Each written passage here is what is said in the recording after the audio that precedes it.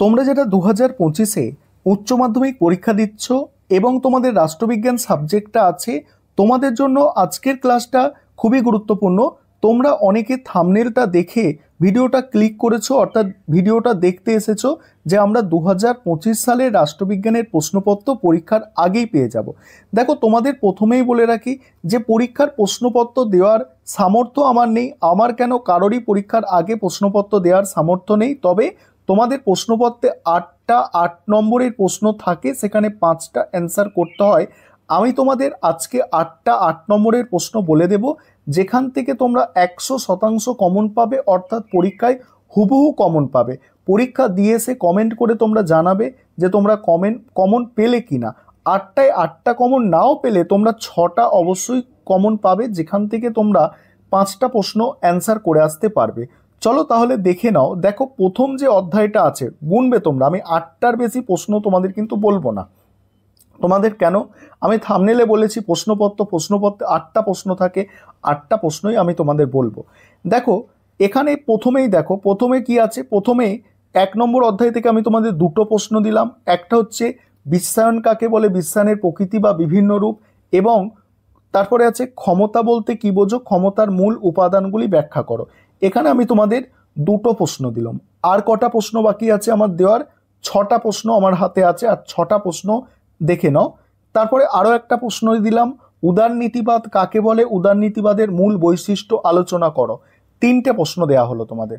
আর কটা আমার হাতে বাকি আছে? 5টা প্রশ্ন দেওয়ার বাকি আছে। আর 5টা প্রশ্ন দেখো।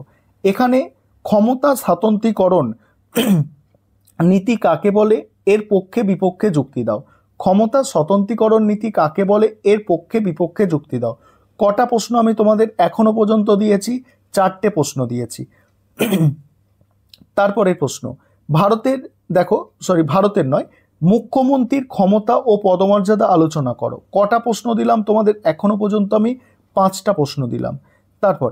তারপরের প্রশ্ন 6 নম্বর প্রশ্ন, ভারতীয় পার্লামেন্টের ক্ষমতা কার্যাবলী আলোচনা করো। কটা প্রশ্ন হলো তোমাদের?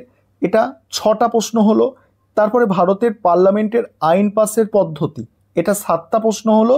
এবং ভারতের সুপ্রিম কোর্টের গঠন ও কার্যাবলী, 8টা প্রশ্ন তোমাদের আমি বলে দিলাম। 8টা প্রশ্ন বলে দিলাম। এবার তোমরা বাকি সাজেশনটা তোমরা একটু দেখে নিতে পারো। এই 8টা প্রশ্নের মধ্যে থেকেই তোমরা কমন পাবে। যেমন প্রথম যে অধ্যায়টা আছে, এই দুটো প্রশ্নের মধ্যে আসার সম্ভাবনা কিন্তু বেশি, অর্থাৎ দুটো প্রশ্ন করলে তোমরা একটা নিশ্চিত কমন পেয়ে যাবে। এবং কারোর যদি মনে হয় এই নিচের প্রশ্ন 3 নম্বর দাগের প্রশ্ন, জাতীয় স্বার্থ আর জাতীয় স্বার্থ রক্ষার বিভিন্ন উপাদান দেখে রাখতে পারো।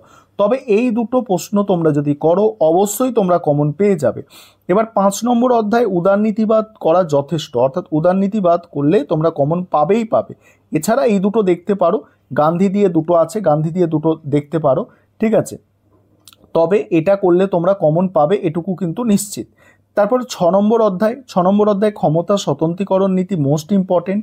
এছাড়া এটা এক কক্ষ বিশিষ্ট দ্বিকক্ষ বিশিষ্টর পক্ষে বিপক্ষে যুক্তি করে রাখতে পারো। তারপরে এখানে মুখ্যমন্ত্রী আর হচ্ছে রাষ্ট্রপতি, দুটো করলে দুটোর মধ্যে একটা কমন অবশ্যই আসে, আবার একটা করলে একটা কমনও এসে যায়।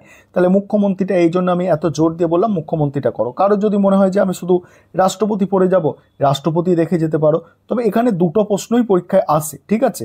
এভাবেই আসে যে মুখ্যমন্ত্রী আর রাষ্ট্রপতি আসে এবং রাজ্যপাল আর প্রধানমন্ত্রী আসে, এইভাবেই প্রশ্নগুলো সেট হয় এতদিন ধরে যা হয়েছে। তারপর 8 নম্বর চ্যাপ্টারে আমি দুটো বলেছি, এই দুটো যথেষ্ট করলে। এবং আমি 9 নম্বর চ্যাপ্টারে তোমাদের একটা বলেছি, আরেকটা তোমরা দেখতে পারো কারো মনে হলে। তবে এই একটা করলে আশা করি কমন পেয়ে যাবে। এবং তোমাদের যে অধ্যায়গুলি থেকে বড় প্রশ্ন থাকে না, এই 2, 3, 4, ঠিক আছে, 5, 10, এই অধ্যায়গুলি থেকে কেবলমাত্র ছোট প্রশ্ন থাকে। আর তোমাদের আমি ইয়ারের প্রশ্ন করতে বলেছি, অর্থাৎ বিগত 6 বছর বা 7 বছর, কম করে 6টা ইয়ারের প্রশ্ন তোমরা করে নেবে ছোট প্রশ্নের ক্ষেত্রে।